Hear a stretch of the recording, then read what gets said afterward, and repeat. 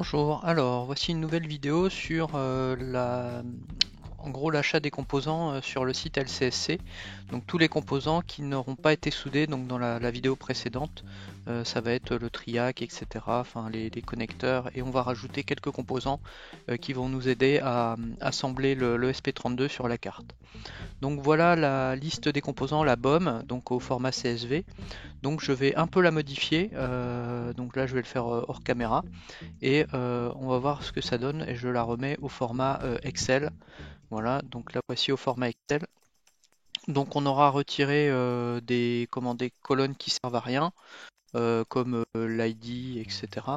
Les colonnes les plus importantes à conserver, donc c'est la quantité, le LCSC part number, et si vous voulez, pour vous aider, la désignation, enfin le repérage des composants sur le circuit.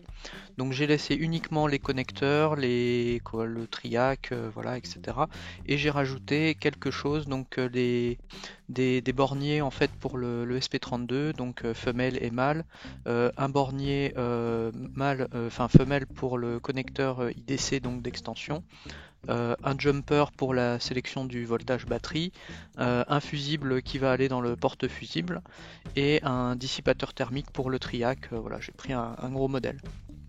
Donc maintenant qu'on a ce fichier là en format Excel, donc XLS, donc là je vais fermer, on va pouvoir aller l'importer dans le BOM tool de LCSC. Donc LCSC c'est le site en fait de JLC-PCB pour commander les composants. Donc on va dans le BOM tool, voilà, et à partir de ce moment là en fait il nous demande de sélectionner un fichier. On sélectionne notre fichier Excel. Je l'ai appelé sans les composants CMS. Voilà, donc j'ouvre. Donc là, il va lire notre fichier, notre liste de composants. Donc là, voilà, il affiche donc la liste des tables et des colonnes. Donc on va modifier les intitulés de colonnes pour les faire correspondre. Donc là, ici, la quantité, le nom, voilà, donné aux composants. Ensuite ici c'est le nom du composant, donc on va lui mettre description. Ensuite là on va lui mettre donc le package. Donc toutes les colonnes sont pas obligatoires, mais bon par principe je les mets. Donc ici le constructeur, non en fait non c'est le, donc ici le fabricant, voilà, manufacturer. Ensuite on continue, on fait next. Donc là on arrive sur l'analyse de la BOM. Voilà, donc là il affiche la liste des composants avec l'aperçu en miniature. Donc on vérifie que tous les composants sont bien disponibles. Là on a des composants qui sont pas en stock. Voilà, out of stock pour les connecteurs de cartes à vis. Ensuite là on a encore des composants qui sont bien en stock, c'est bon.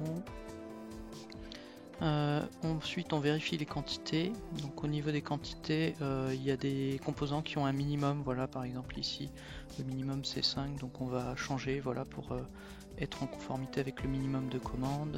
Ici aussi, voilà, donc on assure tous les minimums, que tous les minimums sont bons. Alors ici ce qu'on va faire, comme il y a plusieurs fois le même composant, on va supprimer les doublons en fait, et on va mettre la quantité dans un seul type de composant. Donc là le minimum de commande étant de 100, on n'a pas le choix, on va mettre 100. Ensuite comme il est hors stock en fait on va pas pouvoir le commander et il va falloir passer par l'option de faire une demande de devis en fait auprès de LCSC. Donc voilà, on va se retrouver à la soumission de la commande. Donc on clique sur quote, alors add to cart. Voilà, donc maintenant on va aller voir le panier. On va vérifier que tous nos composants sont dans les bonnes quantités. Voilà, donc on fait une petite revue rapide. Donc là apparemment il m'en a mis 200 parce que j'ai dû faire deux fois ajout et quote en même temps, donc je vais corriger, je vais remettre 100. Ensuite on vérifie pour les autres composants qu'on a bien les bonnes quantités. Voilà, petite revue.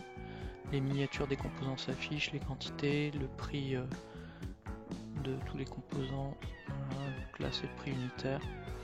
Donc là je suis repassé en euros pour que ce soit plus facile pour vous. Donc on fait notre dernière revue des composants, on passe en revue toutes les quantités, les prix, etc. Et on va pouvoir passer à la phase de demander un devis auprès de LCSC. Donc ça va se retrouver tout en bas. Donc, voilà, comme on a un composant qui n'est pas en stock, il va falloir faire une demande de devis.